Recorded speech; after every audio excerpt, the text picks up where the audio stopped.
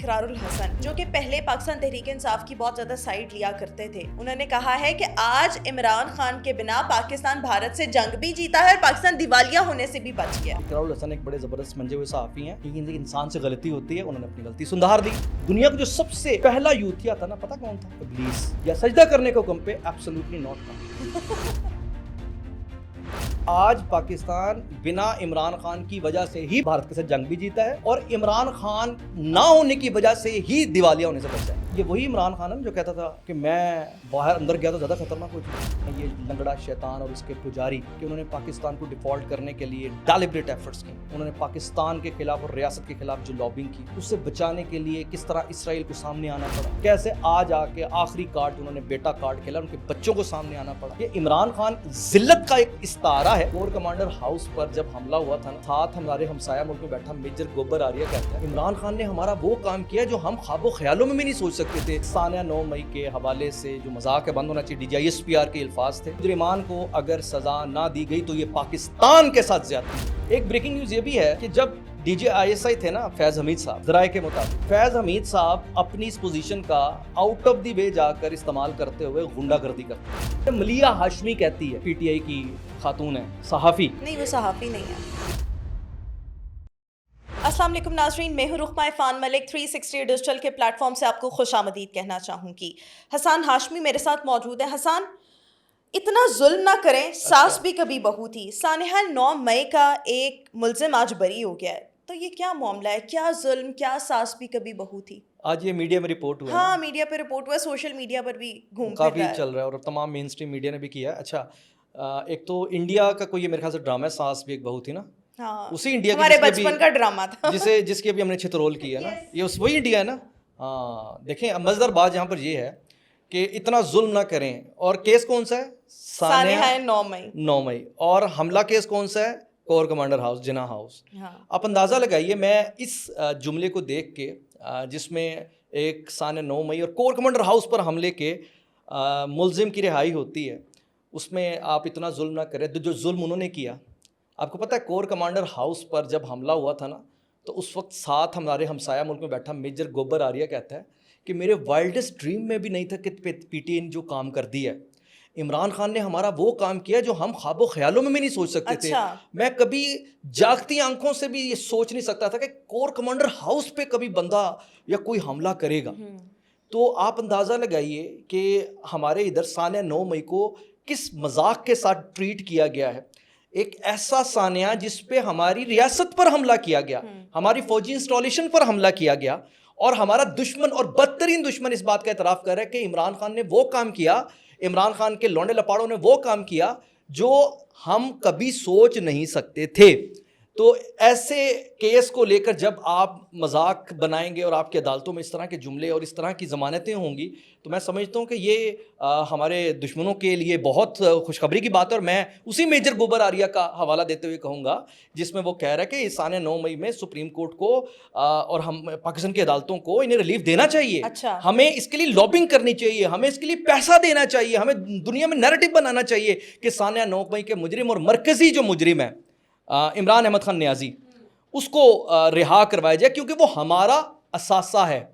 دوسری بات میں اس کا ایک اور پہلو بھی دیکھیے کہ اس پورے عرصے کے دوران جب سے سانحہ 9 مئی ہوا ہے، آپ دیکھیں کہ وہ سارے مجرمان، میں ملزمان اس لیے نہیں کہتا کہ انہوں نے اپنی ویڈیوز خود بنائی تھیں اور انہوں نے ویڈیوز بنا کے سوشل میڈیا پہ بھی خود چڑھائی تھی اور اسے وہ اپنا فخر اور کارنامہ سر انجام قرار دے رہے تھے، ٹھیک ہے۔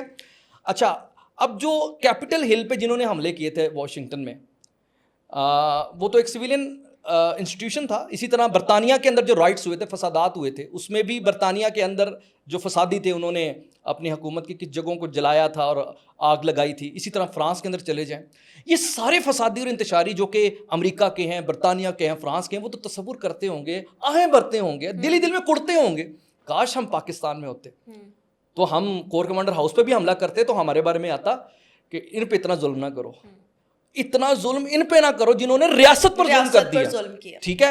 اور ایک اور میں انٹرسٹنگ بات بتاؤں، یہاں بات نا تھوڑی سی اور سمجھنے کی ہے کہ یہ حملہ پاکستان پر ہوا ہے، یہاں پاکستان انصاف کے لیے دربدر ہے، یہاں پاکستان پر ایک قاتلانہ حملہ ہوا اور اللہ تعالیٰ نے پاکستان کو اس قاتلانہ حملے سے بچا لیا.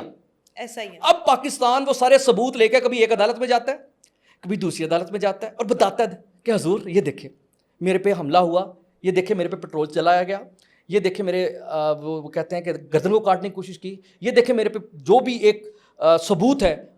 لیکن آگے سے آپ کی عدالت اس پاکستان کو ایک جگہ سے دوسری جگہ تیسری جگہ, اور جو مجرمان ہیں جن کی ویڈیوز موجود ہیں ان کے بارے میں کہتے ہیں کہ اتنا ظلم نہ کریں ان پہ. پاکستان کو کہہ رہے ہیں جی اتنا ظلم نہ کریں ان پہ. تو یہ جو مذاق ہے میرے خیال سے اب اسے بند ہونا چاہیے. اور جس طرح میں نے پہلے ذکر کیا کہ جو باقی مہذب دنیا کے اندر ریاستوں پر حملہ ور ہوتے ہیں نا, ان کو جیلوں میں ڈال دیا جاتا ہے اور وہ جیلوں میں سڑتے ہیں. اسی لیے وہاں بیٹھے لوگ یہ سوچتے ہیں کاش ہم پاکستان میں ہوتے. ونس اگین میں یہ بات دوبارہ کر رہا ہوں. لیکن اب اس سانحہ 9 مئی کے حوالے سے جو مذاق ہے بند ہونا چاہیے. DGISPR کے الفاظ تھے, سانحہ 9 مئی کے مجرمان کو اگر سزا نہ دی گئی تو یہ پاکستان کے ساتھ زیادتی ہوگی. تو ہماری عدالتوں کو, ہمارے جتنے بھی لوگ ہیں ان کو سمجھنا چاہیے کہ پاکستان ہے تو ہم ہیں. یہ سارے کرروفر پاکستان کے دم سے ہیں. اور اگر پاکستان کو آج انصاف دینے سے آپ قاصر ہیں نا, تو پھر آپ تصور کریں کہ ہم 139ویں 140ویں نمبر میں ورلڈ رینکنگ میں ایسی نہیں ہیں. اسی وجہ سے ہیں کہ ایک ریاست انصاف کے لیے دربدر ہے, ریاست کے اندر رہنے والا باشندہ پھر انصاف کے لیے کتنا کو دربدر ہوتا ہوگا. بالکل, یہ تو آپ نے بتا دیا اس کا جو پس منظر تھا. دوسری طرف آ جائیں, ہمارے بڑے سینئر جرنلسٹ ہیں جاوید چودھری صاحب, ان کی ایک خبر ہے کہ فیض حمید صاحب کے ٹرائل کا جو بھی معاملہ, جو بھی فیصلہ ہے, وہ ان کے حوالے سے اسی ہفتے نا فیصلہ ہو جانا ہے. ان کے فیصلے کے ساتھ بہت سے یہ PTI کے جو نام نہاد لیڈران ہیں نا, انہوں نے بھی فارغ ہو جانا ہے اور بہت سے لوگ ویسے ہی نااہل ہو جائیں گے. اور اگر ری الیکشن کی طرف جاتے ہیں تو PMLN تگڑی ہو کر ابھرے گی. ہم PMLN کو تو ڈسکس نہیں کرتے, لیکن یہ فیض حمید صاحب والا کیا معاملہ ہے؟ فیض حمید کے حوالے سے جو خبر آ رہی ہے انفارمیشن کی بنیاد پہ, انہیں سزائے موت ہوگی یا پھر انہیں عمر قید ہوگی. اچھا, فیض حمید کی سزائے موت کا مطلب عمران خان کی سزائے موت ہے. فیض حمید کی عمر قید کا مطلب عمران خان کی عمر قید ہے. عمران خان اور فیض حمید ایک سکے کے دو رخ تھے. آج میں آپ کو ایک بڑی عجیب سی خبر دوں گا جو ذرائع سے مجھ تک پہنچے, بڑے معتبر ذرائع سے. عمران خان نا فیض حمید صاحب کو آرمی چیف بنانا چاہتے تھے. یہ تو بات, لیکن ابھی آپ کو اگلی بات نہیں نا پتا, اگلی بات رپورٹ ہوئی نہیں ایکچولی, اور وہ اس وقت DGISI تھے. آرمی چیف بننے کے لیے ضروری ہے, آرمی چیف کی جو پری ریکویزٹس ہوتی ہیں نا, اس کے لیے ضروری ہے کہ وہ کسی کور کو ہیڈ کرے. جب تک ایک لیفٹیننٹ جنرل کسی کور کو ہیڈ نہیں نہ کرتا تو وہ آرمی چیف کی دوڑ میں شامل نہیں ہو سکتا. یہ رول ہے. اچھا, اب DGISI کے طور پر باجوہ صاحب کی بھی یہ خواہش تھی کہ فیض حمید آرمی چیف بنے تو یہاں سے کسی کور پہ چلے جائیں, لیکن فیض حمید ISI کی DG شپ کو نہیں چھوڑنا چاہتے, وہ IC کو نہیں چھوڑنا چاہ رہے تھے, کیونکہ کور کو ہیڈ کرنے کا مطلب اس علاقے تک یا جو بھی اس کور کے ود ان دا ایریا آتا ہے آپ نے اس کی ذمہ داری کی. لیکن ایز اے DGISI آپ پوری دنیا میں اور ہر طرح کے پنگے پنگے لے رہے ہیں, اور آپ کو پتا ہے کہ وہ آؤٹ آف دی وے جا کے عمران خان کے لیے جو کر رہے تھے, اس مقصد کے لیے ذرائع یہ بتاتے ہیں کہ باجوہ صاحب کو بلایا. ٹھیک ہے, باجوہ صاحب کو بلایا عمران خان ہے جو اس وقت وزیر اعظم تھے, اور انہوں نے کہا اس کا حل نکالو کہ یہ DGISI بھی رہے, اچھا, اور آئندہ آرمی چیف بھی رہے, آرمی چیف بھی بن جائے. یہاں تلخ کلامی ہوئی میرے ذرائع کے مطابق باجوہ صاحب کی اور عمران خان کی. انہوں نے کہا کہ آپ پورے سٹرکچر کو ہلانا چاہتے ہیں. انہوں نے کہا سٹرکچر کون؟ ہاں میں سٹرکچر. اب آپ دیکھیے کہ فیض حمید ایک شخصیت کا نام نہیں ہے, فیض حمید ایک سٹرکچر کا نام ہے, اس مافیا کا نام ہے, جس مافیا کے انڈر آپ کی عدالتوں سے لے کے, آپ کی سیاست سے لے کے, آپ کی صحافت سے لے کے, آپ کی بیوروکریسی تک ایک پورا آکٹوپس کی طرح اس نظام نے اسے جکڑا ہوا تھا. تو فیض حمید کے سزا یافتہ ہونے سے یہ صرف عمران خان نہیں, یہ سیدھا سیدھا چارج شیٹ ہے, موت کے پروانے پہ دستخط ہے ان عدالت میں بیٹھی اعلیٰ ترین شخصیات نے جنہوں نے عمران خان کو سیکیور کیا, آؤٹ آف دی وے جا کر آئین کی دھجیاں اڑائیں. ان بیوروکریٹ کے لیے بھی موت ہے جنہوں نے آؤٹ آف دی وے جا کر ریاست کی قسم کھائی, وفاداری کی, اور وفاداری نبھائی عمران خان سے اور اس مافیا سے. اور ان صحافیوں کو بھی موت ہے یہ جو کہ بنائے گئے اور آج پاکستان اور ریاست پر یہ بھونک رہے ہیں بیٹھ کر باہر اندر دنیا میں لیکن جہاں آپ بھی نے ہیں. بہت امپورٹنٹ خبر دی ہے کہ یا تو سزائے موت ہوگی اور یا پھر عمر قید ہونا ہوگی. ہے. یہ دونوں بہت بڑی باتیں ہیں. ہمیں لگ رہا تھا 14 15 16 سال قید اس طرح سے سزا ہوگی, ایک بات بتاؤں, یاد لیکن آپ نے رکھیے, بہت بڑا دعویٰ کیا. نہیں, میں آپ کو انفارمیشن کی بنیاد پہ, ذرائع کی بنیاد پہ بتا رہا ہوں, بڑے معتبر ذرائع نے یہ بات بتائی ہے. اور دوسری بات, ایک بات بتاؤں آپ کو, یاد رکھیے گا, اللہ تعالیٰ نے پاکستان پہ کرم کر دیا ہے, اور یہ کرم یہ کیا ہے کہ اللہ نے ہمیں آج عاصم منیر کی شخصیت میں اور شکل میں ایک ایسی لیڈرشپ دے دی ہے جس نے ان انٹچیبلز کو پکڑا ہے. پہلا, کیونکہ پاکستان پر سب سے زیادہ کیا ہوتا تھا یار, سارا کچھ تو فوج کران دی, اپنے تو گل نہیں آن دیں دی. آپ کو پتہ ہے سانیہ 9 مئی میں, اور یہ جو ابھی ریسنٹ ہوئے, سب سے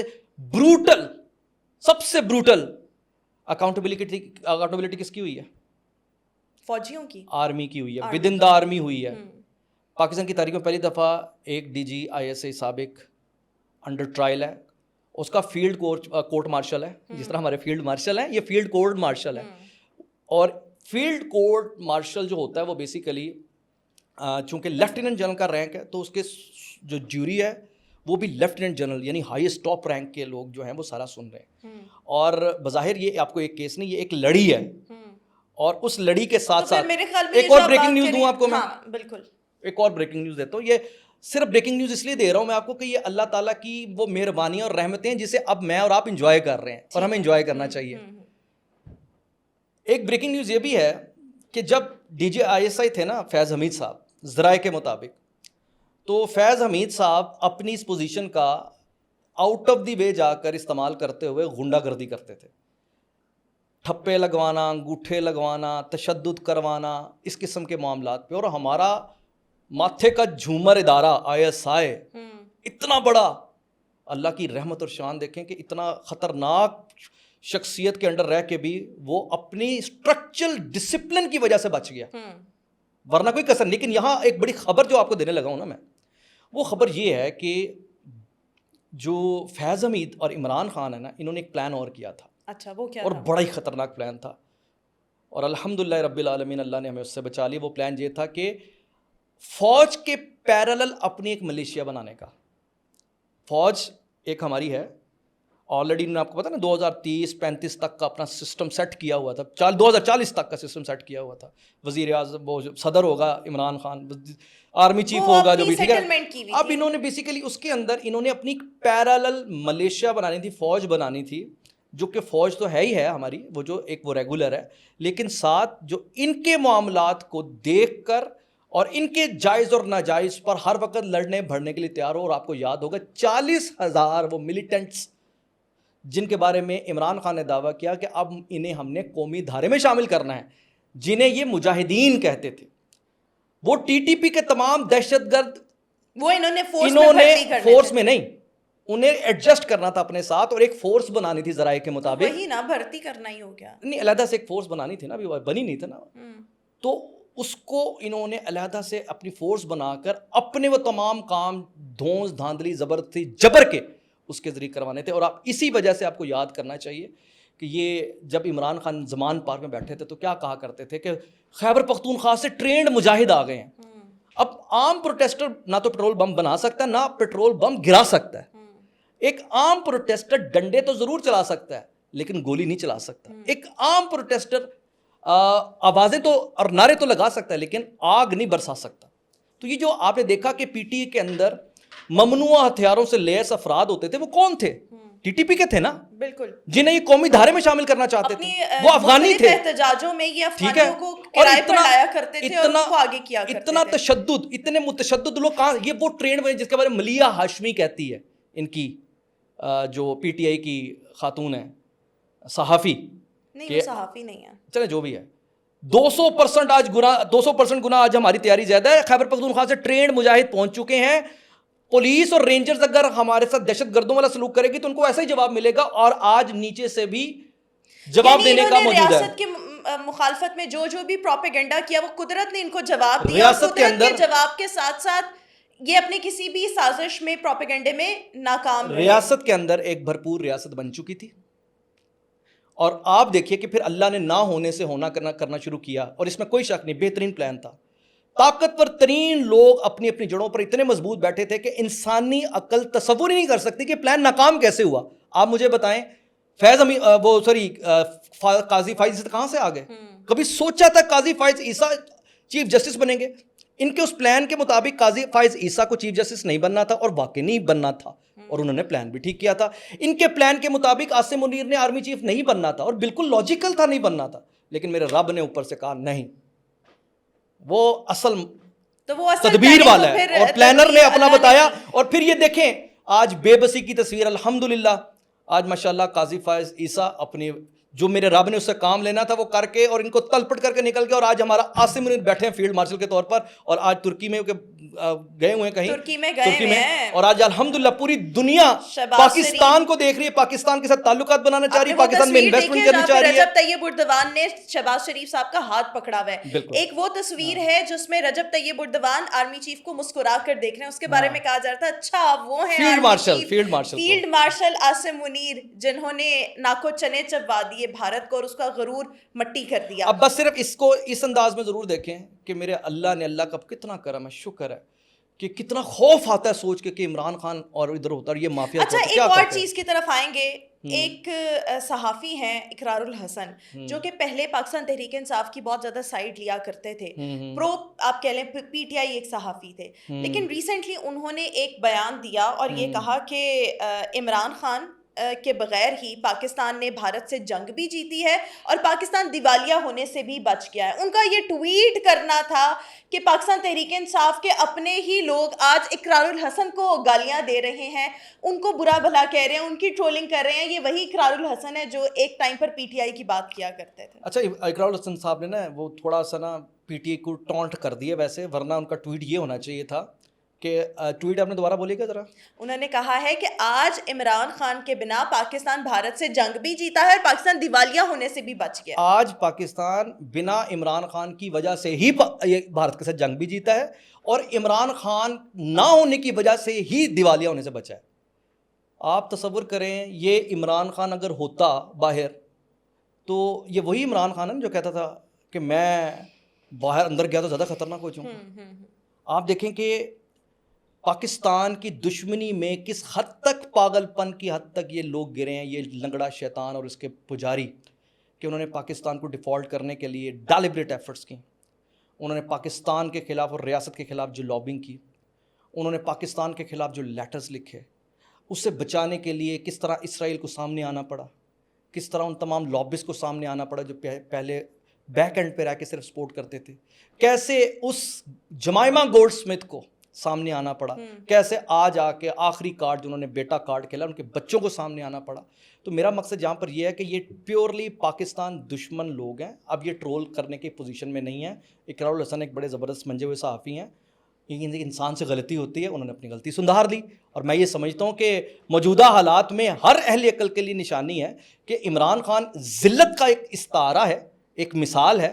تو بہتر ہے کہ آپ اس ذلت کے ماحول اور ذلت کے گڑھوں کی بجائے آپ قومی دھارے میں آئیں، عوام میں آئیں. اور میں ایک اور مزدار بات بتاؤں، یوتھیا جو ہے نا ایک سوچ تو بڑا ایک ان کے بارے میں ہے کہ یہ ان کے دماغ کے اندر ایسا کیڑا ہوتا ہے جو کوئی سمجھتا نہیں. دنیا کا جو سب سے پہلا یوتھیا تھا نا، پتہ کون تھا؟ کون؟